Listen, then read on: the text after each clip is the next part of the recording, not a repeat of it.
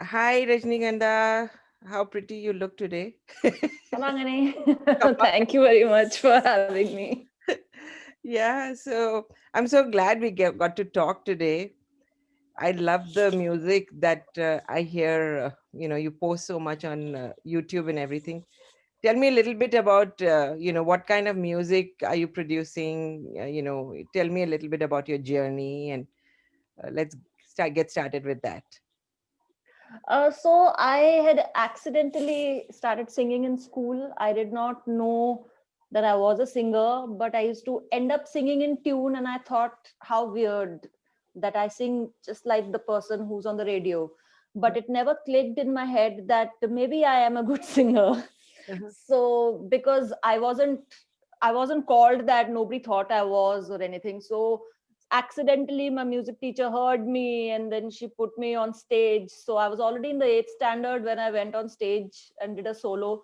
But the I got this resounding applause from the audience in my school, Mm, and I thought, oh, maybe I am a good singer. So that's the first time it kind of rang a bell. uh, And audience applause is something that once you get you, it's very addictive. yeah. uh, so then I started to sing, but I sing in school. My parents still didn't know that I was a singer. Mm, And eventually I told them that I want to be a singer, and they said, are you crazy? mm, People from families like us don't send their children to sing. yeah. I'm from a very traditional Rajasthani Rajput family. We have traditionally been patrons of music. We are traditionally we are warriors and descendants of kings. So we don't do the singing or performing. Uh, People do that for us. So yeah.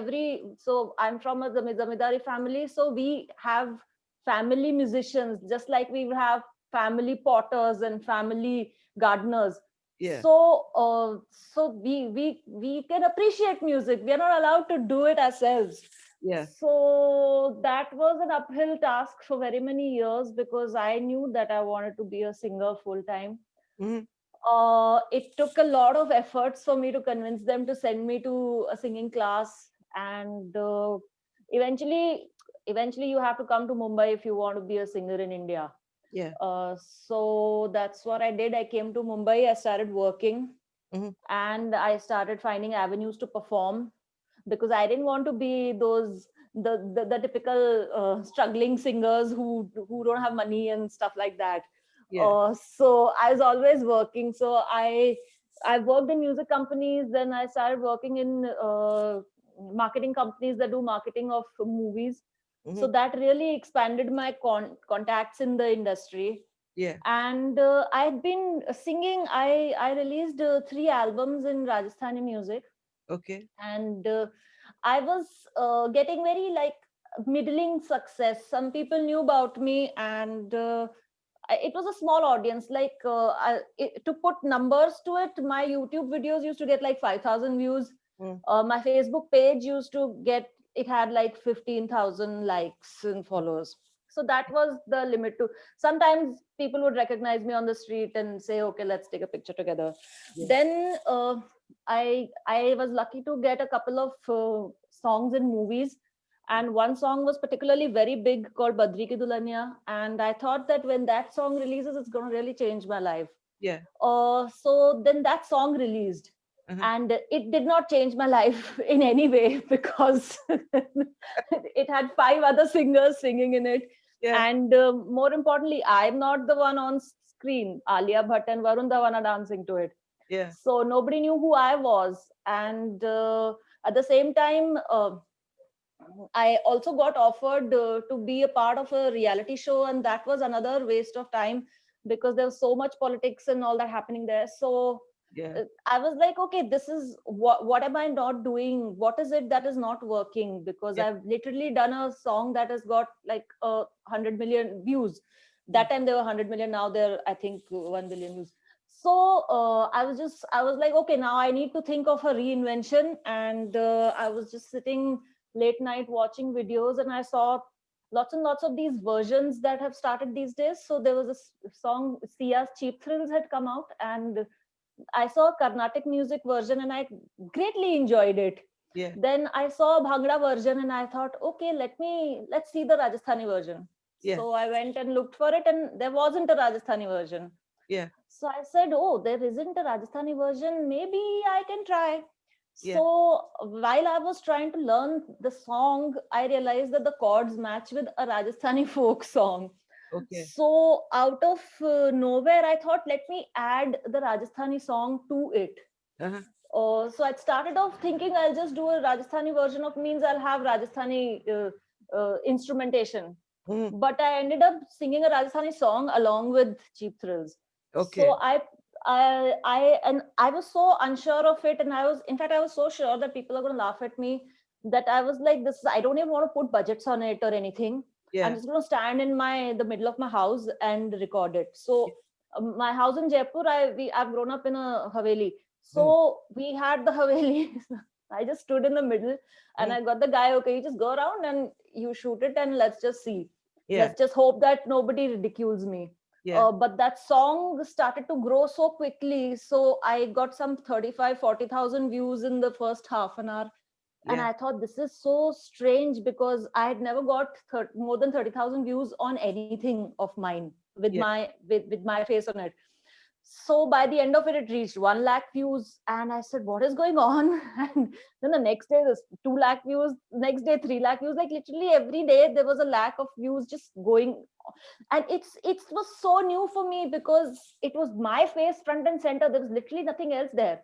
Yeah. So eventually it touched 1 million views. And it's the most shocking thing for an artist, because like I told you that I used to get views of 5,000 views in Yeah. the Yeah. entire year.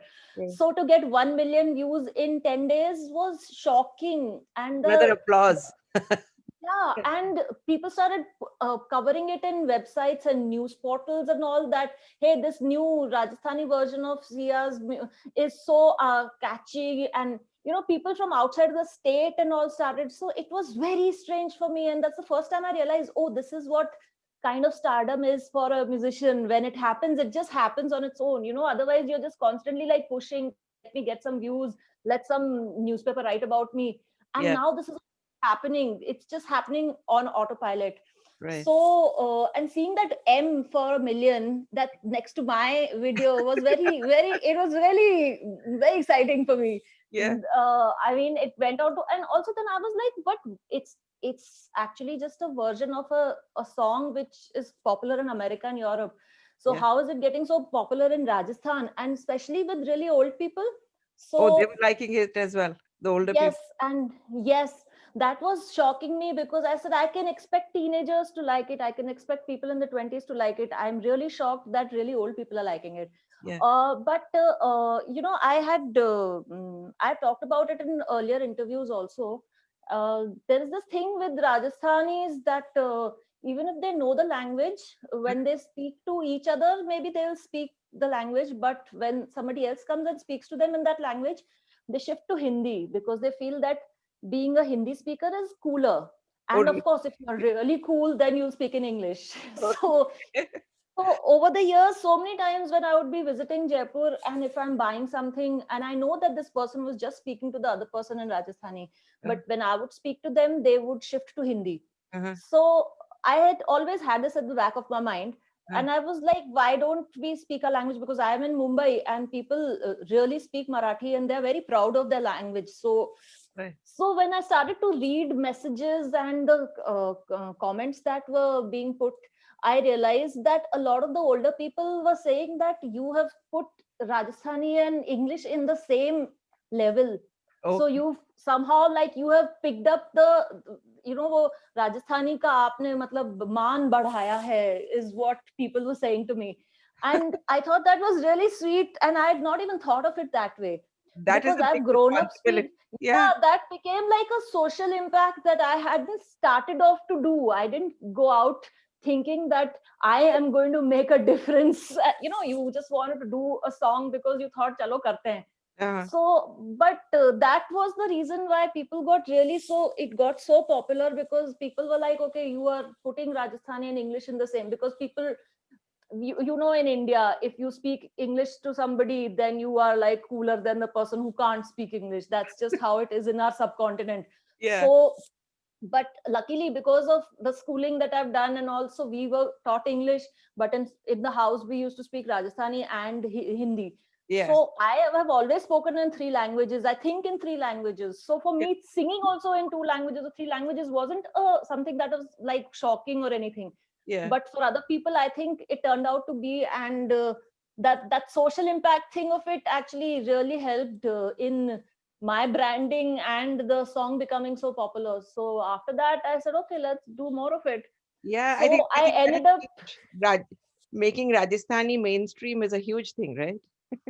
yeah, I guess it just worked out that way. And touchwood, it's been going well. And no, the other thing I had done was that I had worn the Rajasthani poshak that only Rajputs wear. Earlier, the people who used to sing Rajasthani music, they would always wear the chaniya choli, which is what the non-Rajputs wear, because Rajputs per se don't sing. So there's no question of what you're going to wear as a singer, because there aren't any singers in You're my right. community. Yeah. So I started wearing my traditional poshak, and then that became a trend. Yeah. Then one more thing happened, that I was wearing those chudas. Yeah. Okay. Now those chudas are not actually what Rajputs wear. Rajputs wear like one or two chudas. Yeah. The full chuda is worn by, I think, some of the tribals in Rajasthan. Correct. But that became that became a fashion statement. Yeah.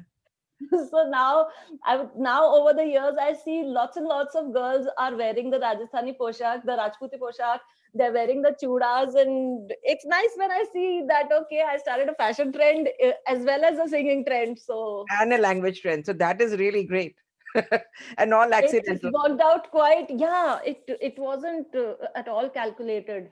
But Yeah. that's one thing I've realized, that you don't know what will work with the masses. What Yeah. we think will work just comes and goes, and suddenly something that you just did on the whim and just becomes a big deal. So I just keep trying new things. But the finally the success that came to me in my field was when I literally created a new genre of Rajasthani in English. So that's a huge learning, that instead of just doing what everyone else is doing, try and do something that nobody else has done. Then Yeah. either they laugh at you and forget about you, or you might hit the jackpot. So I hit the jackpot. Fantastic. Fantastic. That's great. Thanks, Rajnigandha. I really enjoyed this. And I think that just this learning about, just do what you like and just keep trying. You never know Yeah, when. you just keep trying and And be yourself. something will probably work. And I Yeah, think really it was like you just took what you are just to a new level, right? You really, I went back to basics, to be quite honest, because I had been trying to sing in Hindi, and I had been, and it wasn't like, there are very, very many better singers than me, but nobody does Rajasthani English mix better than me. There are better English singers, there are better Rajasthani singers, but there's nobody who's doing English and Rajasthani together. So yeah, I think the authenticity really comes out when you sing, right? It's you. I know the accent, so I sing in the correct accent. That's another thing. A lot of Rajasthani singers are not Rajasthani speakers, Yeah. so they end up mixing up words. They might end up saying "che" instead of "che." There's small things. A lot of singers say "banna re" instead of "banna re." These The things give you away. subtle things that you really know, right? I'm So sure. I've grown up in Jaipur, so yeah, it's definitely an advantage for me. Yeah, I'm sure your parents must be so happy looking up, looking. Yeah, my father had come to Mumbai earlier. He was not very happy about me getting into singing, because mainly he said, "How are you going to earn?" And it's a bad line to be in and stuff. Yeah. But I've never held that against them, because I've grown up in Rajasthan and I've seen how musicians are treated. Yeah. Our folk musicians are supposed to sit on the floor, and it's not a professional arrangement. People give bakshish to them as in how they please. Like That's charity. really a Bakshish is that's a charity, very right? Yeah, bakshish is like tip. It's like a tip. Okay. So like, oh, if you please me, I'll give you some more money. But that's not a professional way of treating a musician. Yeah. And first of all, they shouldn't be sitting on the floor just because they're poorer than you. So Yeah. when you so my parents have seen, those are the musicians my parents have seen. Yeah. And then the other level is the Lata Mangeshkar side, which is like so big that they're like, okay, my kid is not going to reach there. So then they don't want their kids to get into a line like that where it's dicey, right? So I don't blame them. So when my father came to Bombay and he saw me perform, it was it was like a auditorium with people were seated and there was a stage and I was singing on stage and people were very appreciative. So that's when he realized that okay, she's settled and she's doing what she likes and she's making money and she's respected. So once he saw the concert is when he relaxed a little and said, okay, I think that you are going in the right path. But obviously they were, to start with, they were not very keen that I get into it, but Yeah. I got into it anyway. So Fantastic, fantastic. Thanks so much, Aniganda. This is just amazing. And I'm so thank you so happy you much. got to do what you love and, you know, got success and learning some more. Oh, I have a long way to go, but yeah, I'm happy where I am, and one is always going to keep trying, trying to get ahead in life, so that continues. But yeah, Yeah, I think I managed to do well for myself for now. correct, correct. Fantastic. Thanks so much. Thank you for having me, Kamangani. Kambagani.